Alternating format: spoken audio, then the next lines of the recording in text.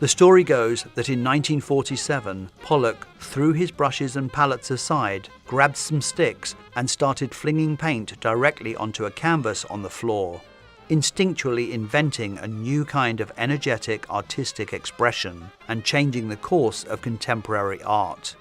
Except he didn't invent it. Pollock's signature style wasn't his invention at all, and the drip painting technique already existed.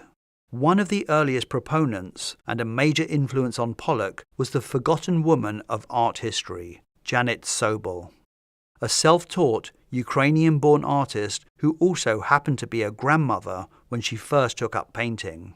In 1945, Sobel was already exhibiting her drip paintings in New York, when the influential art critic Clement Greenberg, who would become one of Pollock's greatest supporters, described her work as the first all-over compositions with abstract rhythms that span the entire canvas.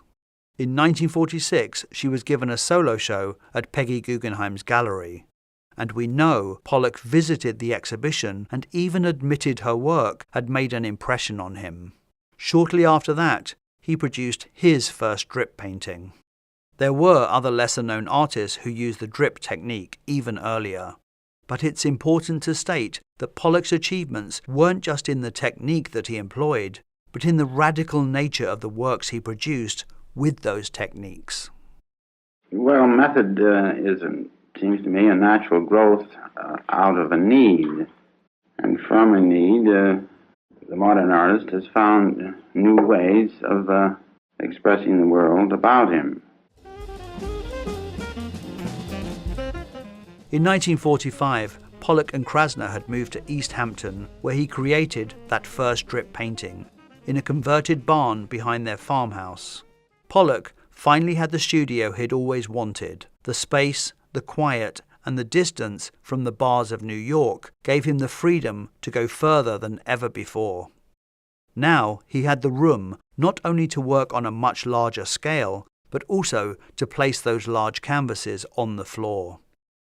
Without that barn, there would likely be no number 1 1949, no autumn rhythm, no drip period.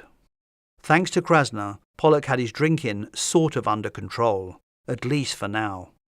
Whilst not entirely sober, he was less erratic, and these years proved to be his most productive.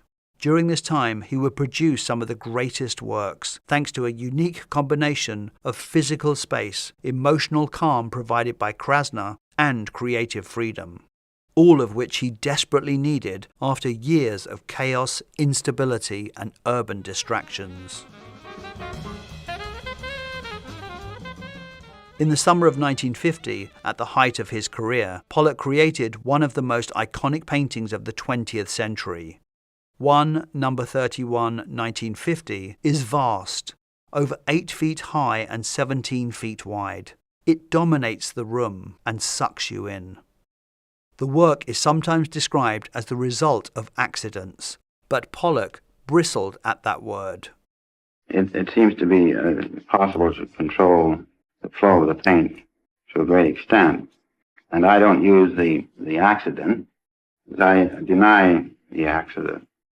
In fact, he poured enormous energy, both mental and physical, into creating unique paintings that held meaning for him.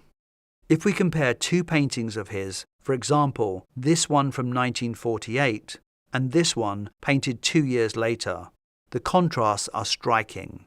Both use similar materials and methods, but each has a distinct tone. Technique is just a means of arriving at a statement. I want to express my feelings rather than illustrate them.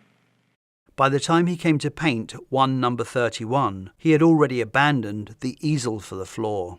Having the canvas on the floor, I feel nearer, more a part of the painting.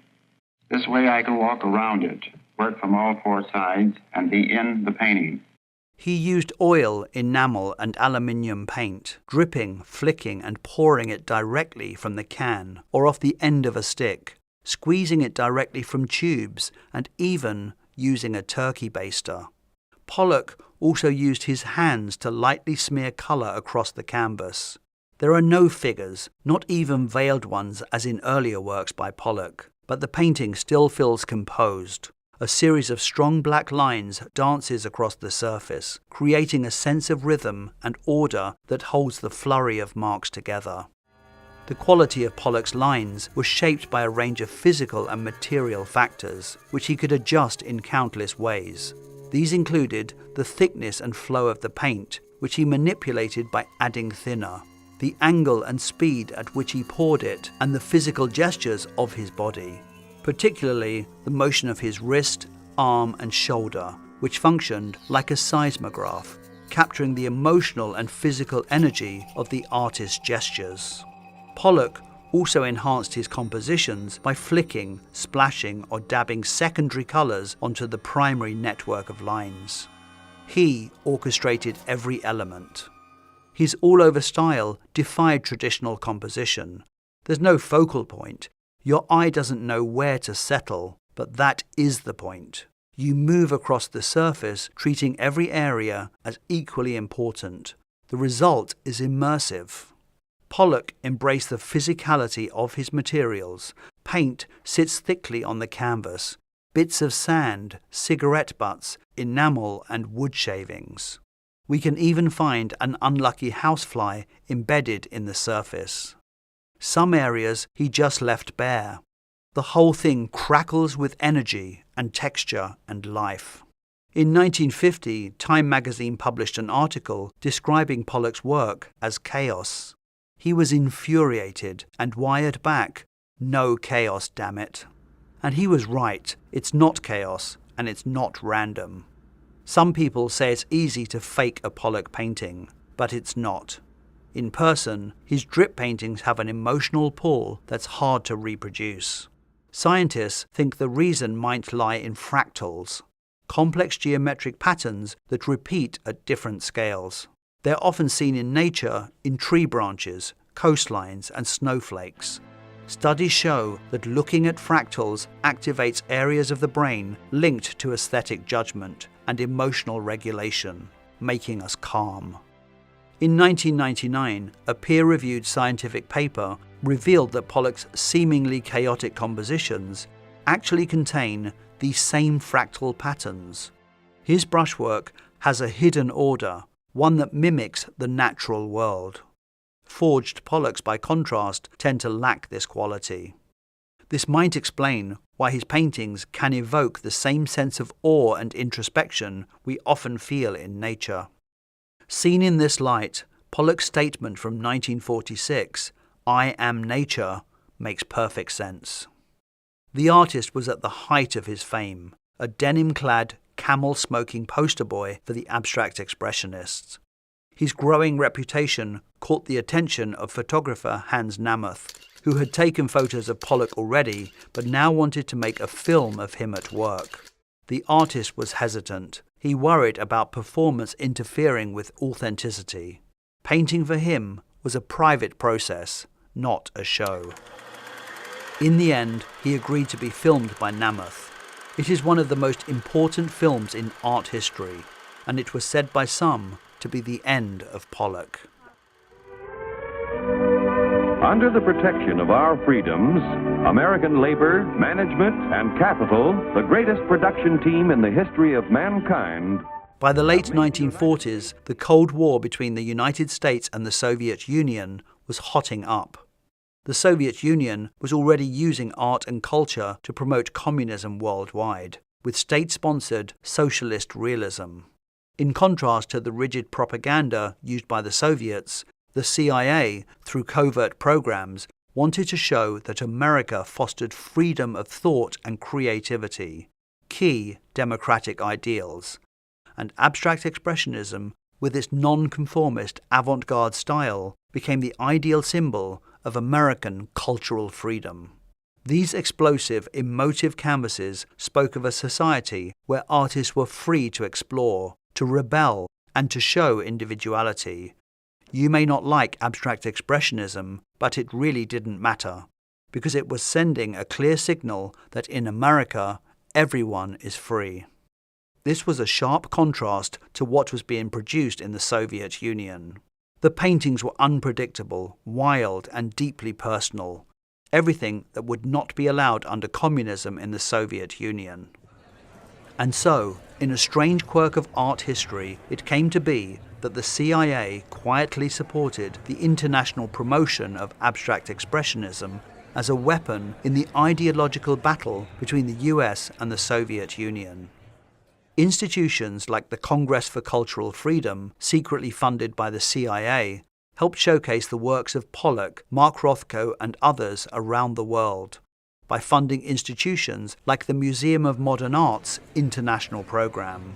It was ironic, as the great majority of Americans in the 1950s disliked or even despised modern art, and many of the artists were politically left-leaning, anti-establishment, and in some cases outright hostile to US government's authority, and had no idea their work was being used as propaganda. And it wasn't just fine art. The CIA supported a whole range of activities. They financially supported a literary magazine, modern dance performances, and other forms of avant-garde artistic expressions to further demonstrate the diversity and freedom of American culture. Let's finish this strange chapter of art history by making it clear that abstract expressionism was already established as the most exciting and influential art movement of its time. The CIA didn't invent it, but they recognized its power as a propaganda tool and helped amplify its reach. If anything, it complicates the story. But for me, that contradiction is part of what makes it so compelling. Of the Guggenheim Cylindrical Museum just opened in New York. Abstract expressionism became part of the story of how America didn't just grow into a military and economic superpower, it became a cultural one too. Pollock's fame exploded in the late 1940s and early 1950s, especially after a 1949 Life magazine article asked, "Is he the greatest living painter in the United States?" This publicity turned him into a household name almost overnight. I had to say to him, Pollock, never listen to what's written about you. There were many great painters around at the time of Pollock's rise, but in an era of great patriotism, the myth of a so-called self-taught cowboy painter from the Midwest was the perfect fit for the great American artist. The image of Pollock as a rebellious, macho, hard-drinking genius aligned with post-war American ideals of individuality and innovation, turning him into an embodiment of the new American avant-garde. Hans Namuth's 1950 film of Pollock painting was a pivotal moment in his career, but a deeply destructive one on a psychological and emotional level. Although it helped to cement Pollock's status as a modern art icon, it also played a role in his creative and personal unraveling. The film visually solidified the myth of Pollock, the tortured genius, but also turned his private, intuitive process into a spectacle. Pollock had always seen his studio and practice as sacred and solitary, and by turning his art into a public performance, he felt it had alienated him from the very act of painting. He worried that he had become a parody of himself. The fallout from the film contributed to his resumption of heavy drinking, and his personal life and artistic output deteriorated quickly. His relationships suffered, and his work lost its earlier energy and confidence. In the end, Pollock's fame immortalized his contribution to modern art, but also intensified the personal struggles that would ultimately lead to his tragic death in a car crash at the age of 44. After Peggy Guggenheim left New York in 1947 for Venice, Pollock began exhibiting at the Betty Parsons Gallery, where he first unveiled his drip paintings. His early shows were well received, both critically and commercially. But after 1951, things began to unravel. The sudden fame brought on by Life magazine and Hans Namuth's documentary unsettled him, and he lost the therapist who had been helping him manage his alcoholism. That year's solo exhibition at Parsons was a financial failure. For Lee Krasner, life at home became increasingly difficult. As her own work started to get the attention it deserved, Pollock's resentment grew. He became angry, destructive, and emotionally abusive to Krasner. He was involved in several car accidents, often driving in drunken rages. Then in 1956, Pollock had begun an affair with a much younger admirer, Ruth Kligman. Krasner, the woman who had supported, loved, and promoted him for 15 years, had had enough and flew to Paris. On the night of the 11th of August, Pollock, drunk and agitated, said he would drive Kligman and her friend Edith Metzger to a party. Pollock and Metzger were killed instantly. Kligman was thrown from the car and survived. Krasner was visiting friends in Paris when she received the call. Clement Greenberg phoned the apartment, but she didn't need to hear the words. The look on her host's face as he heard the news told her everything. Before anyone could speak, she said, "Jackson's dead." Unless you lived through those days, you can't imagine how alone these people felt. Yeah. Doesn't make much difference how the paint is put on, as long as something's being said. After his death, the myth of Jackson Pollock solidified.